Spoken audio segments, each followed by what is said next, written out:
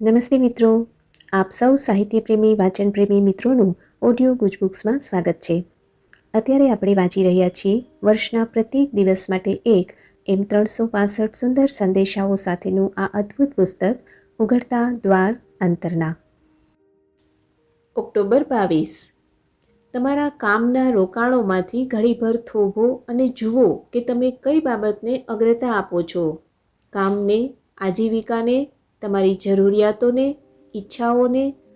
સર્વપ્રથમ તમે મારું રાજ્ય શોધો, મારી સાથે સીધો સંપર્ક સાધો અને પછી બીજું બધું તમને આવી મળશે.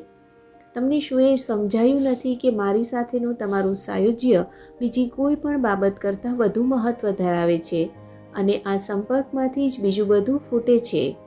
તમારો પાઠ અદા કરો અને પ્રથમ બાબતને પ્રાથમિકતા આપો. તમે એક બાલદી લાવી કૂવામાં ઉતારી પાણીથી ભરી ઉપર ન ખેંચો ત્યાં સુધી કૂવામાંથી પાણી મેળવી શકો નહીં.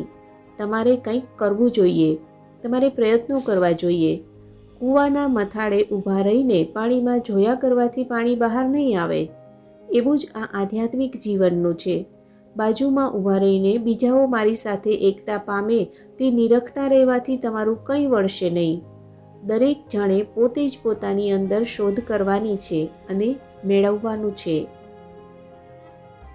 આપનો આજનો દિવસ શુભ રહે.